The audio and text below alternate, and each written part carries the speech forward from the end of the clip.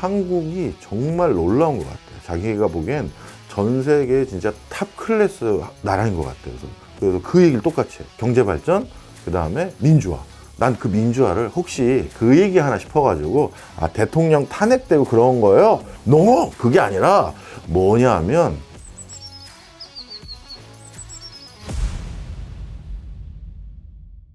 형님 안녕하십니까? 안녕하세요. 여의도 맨션 구독자 여러분. 형님 오늘은 어떤 주제로 얘기를 해볼까 하고 생각을 하다가 경기가 어렵다고는 하는데 그래도 전체적인 생활 수준은 굉장히 높아진 거는 확실하잖아요. 그리고 우리가 또 보면 2021년에 이미 국제사회로부터 선진국 지위를 얻었는데 대한민국은 선진국이에요? 사람들이 우리한테 많이 물어보는 게 하나 있어. 뭐냐면 K대에 다녔을 때도 그렇고 요즘 뭐 어디 학술 대회나 세미나 나가거나 아니면 포럼 같은 거 갔을 때 외국에서도 특히 동남아시아나 중동에 있는 많은 사람들 올 거 아니야. 그런 사람들이 꼭 물어봐. 니네 이거 어떻게 한 거야? 뭘 어떻게 해요? 그랬더니 일단 이 어마어마한 경제 발전. 우리가 니네 원조해줬어. 미얀마가 우리 원조해줬고 그 다음에 저기 필리핀이 우리 원조해줬고 그렇죠. 심지어 에티오피아도 우리 도와준 나라 중 하나예요. 그럼요. 셀라시의 황제가. 셀라시의 황제. 정확하게 기억하는구나. 253전 253승. 단 한 구의 시체도 놔두고 오지 않았다. 단 한 명의 포로도 잡히지 않았다. 야, 너 대단하다. 강요부대입니다. 너 그거 어떻게 알았어? 그냥 숫자는. 아니 너무 고마워서 알고 있었어요. 맞아. 고마운 나라야. 근데 그런 나라들이 깜짝 놀라는 거야. 내가 도와주는데 지금 여기가 있잖아. 이거 어떻게 했느냐. 이거 물어보고 하나를 더 놀라워해. 경제만 발달된 나라 많아. 우리는 뭐도 했다? 민주화도 이뤘다. 민주화도 이룬 거야. 경제 성장과 민주화를 동시에 이룬 최초이자 마지막 국가가 될 거라는 얘기가 있어요. 그걸 너무 신기한 거야. 근데 여기서도 에피소드 하나 말을 해주면 인도 쪽 그 경제학자들이었는데 이분들이 그러는 거야. 한국이 정말 놀라운 것 같아. 자기가 보기엔 전 세계 진짜 탑 클래스 나라인 것 같아요. 그래서 그 얘기를 똑같이 해. 경제 발전, 그 다음에 민주화. 그래서 난 그 민주화를 혹시 그 얘기 하나 싶어가지고 그냥 좀 머쓱하게 머리 긁으면서 대통령 탄핵되고 그런 거예요. 왜냐면 한 나라의 대통령을 국민이 끄집어 내린다. 이것도 이제 민주화의 상징으로 볼 수 있잖아. 그럼요. 근데 no! 그게 아니라 뭐냐 하면 원래 정치가들은 탄압도 되고 사형도 당하고 감옥도 가는 거다. 그거는 다른 나라들도 많이 해. 그걸 가지고 민주화로 보지 않는데 너희들이 민주화됐다라는 걸 정말 절감했던 게 니네 나라의 제일 부자가 감옥 갔잖아. 자기네 나라에선 있을 수 없는 일이라는 거야. 뭐 청문회 하면 막 불려다니고 그러잖아요, 총수들. 인도에서 제일 부자 집 앞에 가봤어? 가보면 어떻게 되는 줄 알아? 거기가 관광 코스가 됐어 지금은. 왜냐하면 전 세계에서 비공식적으로 제일 비싼 개인집. 그런데 그 집 앞을 군인이 지키고 있는 거야. 개인을. 그건 민주화된 국가는 아니거든. 솔직히 합리적인 국가가 아니라고. 그렇죠. 그런데 니네는 야 제일 부자가 감옥에 가? 우리나라도 사실 유전 무죄 무전 유죄 우리도 그런 소리를 들은 적이 있었지만 지금 점점 그러지 않고 있는 거잖아. 그렇죠. 그걸 그렇게 우리 평가하는 거야. 그러면서 그 다음 질문이 뭐겠어? 이거 어떻게 한 거냐는 거지. 나도 우리나라에서 제도 만들고 정책 만들고 하는 일을 하는 그런 연구자 중에 하나인데 야, 좀 알려줘. 이거 어떻게 한 거야? 그걸 솔직히 나도 잘 몰랐어. 이걸 어떻게 대답해 주면 좋을까? 이거를 어설프게 우리 국민성 이런 소리 하잖아. 그럼 그 나라 국민성은 뭐라는 거야? 괜히 사람 기분 나쁘게 얘기할 거지. 사실 어렸을 때는 나도 국민성으로 설명하려고 했던 게 많았어. 왜냐하면 지금까지 여기까지 끌고 오는데 국민들이 뒤엎은 게 한두 개가 아니거든. 4.19부터 해서 그 다음에 뭐 그 뒤에 민주화, 뭐 최근 뭐 촛불, 뭐 태극기도 난 같은 시민 운동이라고 생각해. 자, 그 모든 과정이 우리 밑에서 했지. 다른 쿠데타 세력이 다른 쿠데타 세력을 얻고 이런 적이 아니란 말이야. 그렇죠. 그런데 내가 요즘 이유를 안 것 같아. 서구의 역사를 보면 제일 먼저 시작된 게 정치혁명이 먼저 시작됐고 그 다음에 산업혁명이 시작했고 마지막이 교육혁명이었어. 설명을 해줄게. 정치혁명이라는 게 우리 이렇게 쉽게 이해하시면 됩니다. 뭐 시민혁명이라고 부르는 거 있잖아. 뭐 청교도 혁명, 뭐 명예혁명, 네. 뭐 이런 것들 있잖아. 권리청원과 권리장전으로 이후에 정치가 안정되면서 산업혁명을 할 수 있는 토대가 됐잖아요. 이야, 정확한 지적이야.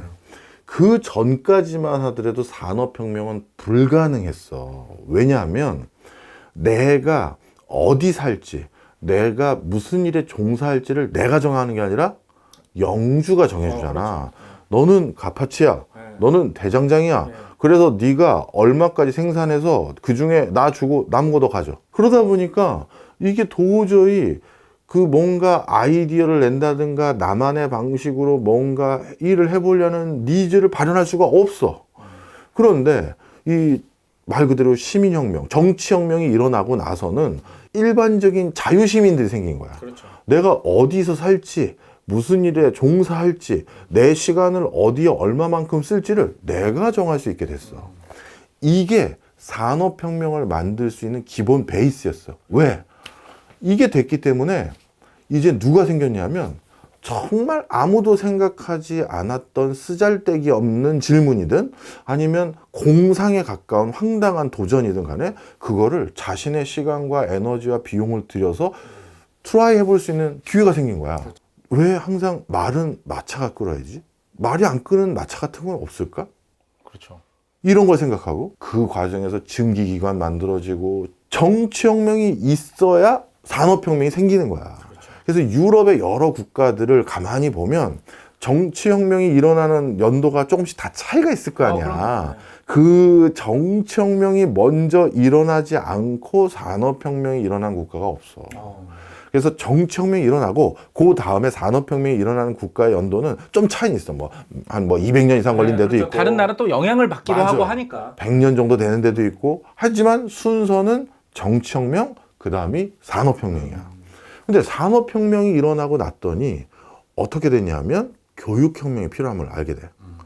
왜냐하면 이제 국가의 부를 계속해서 늘리려면 회사에서 일하고 공장에서 일할 수 있는 사람이 그만큼 많아져야 국가의 국부가 더 극단적으로 늘어난다는 걸 알았거든. 근데 회사에서 일하기 위해선 기초 소양이라는 게 필요해. 그렇죠. 서로 QC를 맞춰야 되고 합을 맞춰야 되고 업무 매뉴얼대로 해야 되니까 글을 알아야 되고 그리고 대량 생산하다 보니까 분업화가 되니까 슬슬 각각의 전문성을 기해야 되잖아. 그러다 보니까 기초적인 수학적 지식, 공학적 지식, 과학적 지식도 좀 알아야 기계도 수선하고 보수하고 더 개선도 할 수 있고 그렇게 되는 거거든. 그래서 산업혁명을 일정 정도 이상 숙성시켰던 국가들에서 반드시 그 뒤에 수반됐던 게 의무교육이야. 이제 교육은 니들이 하고 싶은 놈 하고 하기 싫은 놈 안 하는 거 안 돼. 국민이면 무조건 의무적으로 배워야 돼. 우리나라 헌법에는 교육은 의무이자 권리라고 명시되어 있어. 그렇죠. 의무이면서 권리이기도 해. 근데 하여튼 의무가 들어간 건 그 산업혁명이 결정적이야. 그래야 옆에 나라랑 비교했었을 때 우리나라가 더 부강해지고 그래서 저 나라의 침략으로부터 자유로워지고 국가의 위상도 높아지고 이렇게 되는 거거든. 그러면 이제 17세기부터 그 다음에 교육혁명까지 되는데 한 200~300년 걸린단 말이야. 전부 다 합치면.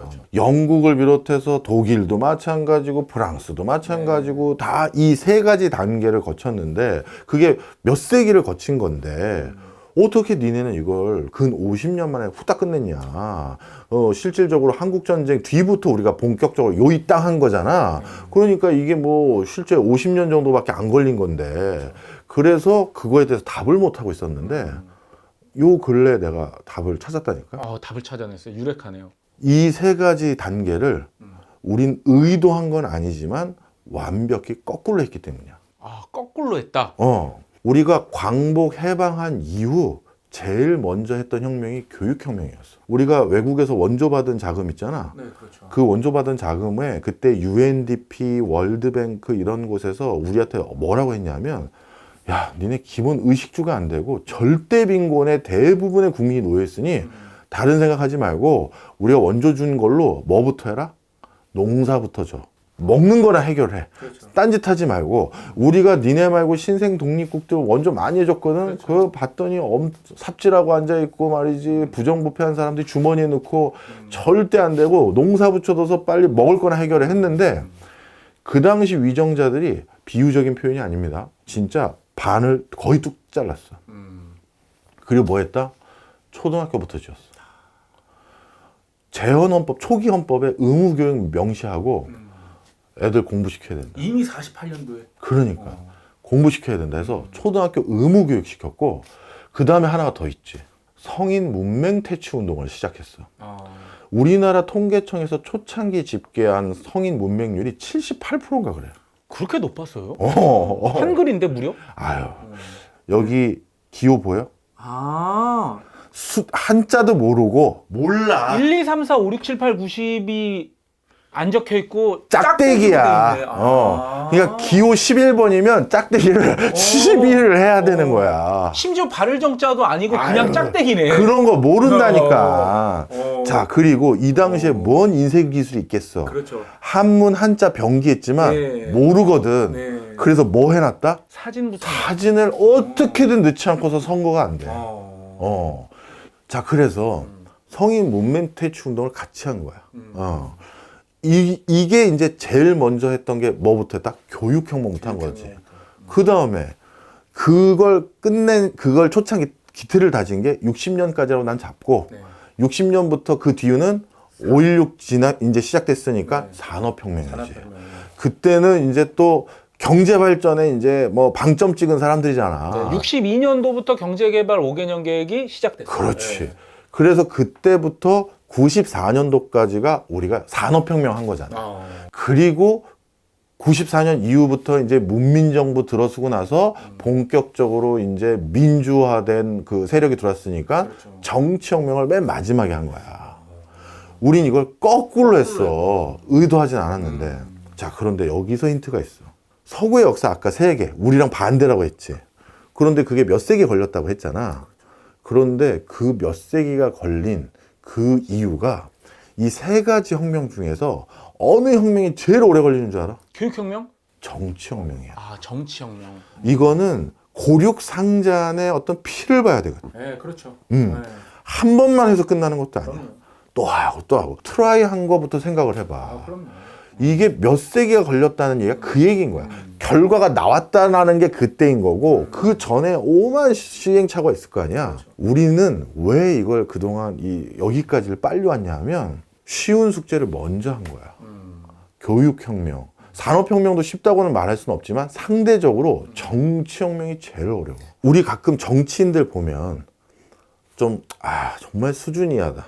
저거 뭐냐 이런 생각 들지. 있습니다. 좀 네, 있어요. 그런 그 수준을 갈아엎는 게, 기득권이라는 건 여야 바뀌기도 하고 한 번은 완전히 더럽기도 했고 이렇지만 계속 저렇게만 보이는 모습이 저게 나름대로 꽤 높은 경지까지 올라가는 데는 상당한 시간이 걸려요. 그리고 더 큰 문제가 있어. 정치인만 탓할 게 아니야. 어떤 문제가 있냐면, 용중인 지금까지 살면서 본인이 내린 의사결정 중에서 몇 퍼센트가 옳았고 몇 퍼센트가 틀렸어? 뭐 반은 맞고 반은 틀린 것 같아요. 정답이지. 사실 대부분 사람들 그렇지. 예를 들어서 이 집을 살까 말까 5대5의 확률이고, 이 학과를 진학할까 말까 5대5의 확률이고, 이 사람하고 결혼할까 말까 5대5의 확률이잖아. 그 중에 절반 정도는 맞췄기 때문에 여기까지 온 거고, 절반은 틀렸기 때문에 여기까지밖에 못 온 거잖아. 그런데 특이한 점이 있어. 뭐냐? 이상하게 내 결정이 무조건 틀리지 않았다라고 생각하는 의사결정이 딱 2개인데, 하나가 내가 지지하는 정치 세력에 대한 지지. 이거는 한번 어딜 지지하면 무슨 신앙과 같이 거기만 믿어. 그리고 또 하나가 야구. 야구. 나도 이제 LG를 포기할 때쯤 됐지만 결국 자, 그래서 이게 굉장히 또 우리도 좀 고민을 해야 될 부분이야.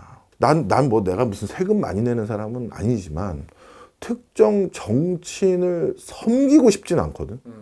내 세금으로 월급 받는 사람들이잖아. 나는 서비스를 받고 싶은 거야. 좋은 정치 서비스를. 근데 그 사람이 잘 못하잖아? 그럼 난 너 싫어. 나 이제 쟤네들 뽑을 거야. 이런 인식을 한다든가, 쟤네들 이놈들 이거 아주 엉뚱한 놈들이네. 니네들도 이번에 고생해봐. 이렇게 찍거나 그래야 되는데 그걸 안 받고. 그렇죠. 어느 뭐 시장에서 어떤 이제 아주머니께서 뭐 나라 팔아먹어도 우린 어디야 뭐 이런 얘기를 하는 거 보고서 굉장히 뭐 예, 놀랐었던 기억이 있고 뭐 또 그런 보도도 있었지. 예, 뭐 반대의 경우도 있고 예.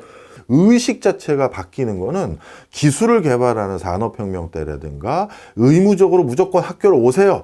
그 집에 왜 학교 안 보냅니까? 이런 걸로 해결되는 것보다 훨씬 더 오래 걸리거든. 아 진짜로 몇 세대가 지나야 될 것 같아요. 몇 세대가 지나게 될지 어떻게 될지 나 잘 감도 없어, 솔직히. 의식이 조금씩 올라가는 그 과정을 엄청 긴 시간을 거쳐야 되잖아요. 근데 요즘 내가 거기서 한 가지 더 고민이 있는 게 있어.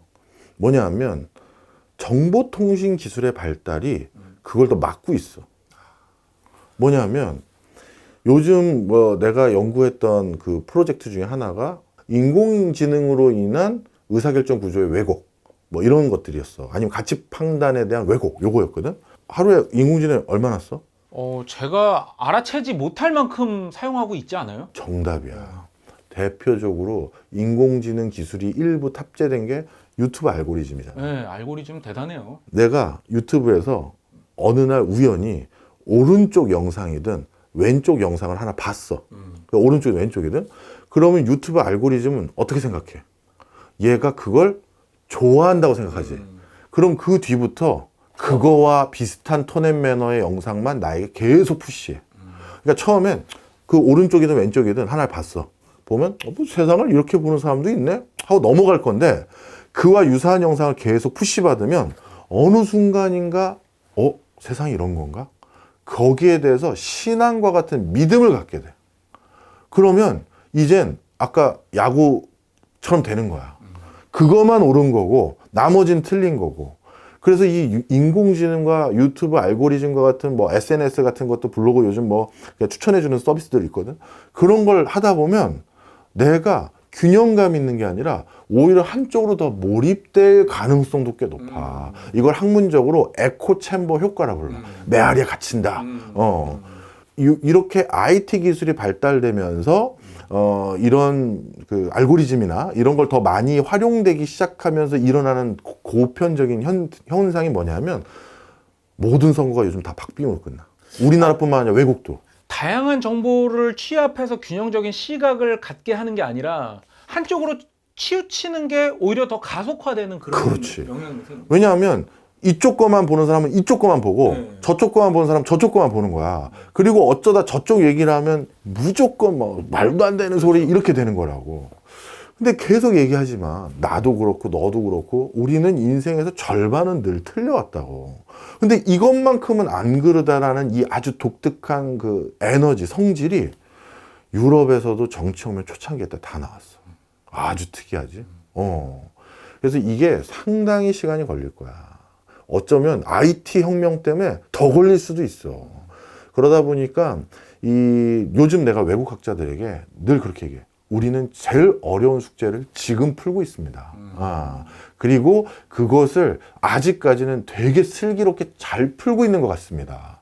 우리는 피를 보지는 않잖아, 아직은. 감정의 골은 쌓이지. 그리고 이제 어떤 여러 가지 이유가 있을 거야. 감정적으로 뭐 대응하시는 분들도 뭔가 답답함이 있고 그럴 수도 있지. 근데 그것도 민주사회에서 감정은 표현하지 말라는 법은 없는 거니까. 그것도 다 수용할 수 있어야 되는 거고. 그렇지만 물론 수준 낮은 그것도 있지. 수준이 다 높다고 얘기할 수는 없어. 나도 주변에 많은 국회의원들 많이 알잖아, 솔직히. 형 동생 하는 사람도 많고. 내가 확실히 느끼는 건 우리 쪽 정당이나 우리 쪽 진영을 아주 공고히 믿어주는 사람들을 그분들 중에 일부는 호구로 생각해. 야, 어차피 이번에 좀 불러 모아. 다 같이 광화문에서 이렇게 생각하는 거야. 왜냐하면 뭐 내가 무슨 짓을 해도 저 사람은 무조건 나니까. 그렇죠. 이런 생각이 있어. 이거는 우리가 더 좋은 정치 서비스를 받을 수 있는 환경은 아닌 것 같아. 자, 여러분, 저는 울까요? 좌일까요?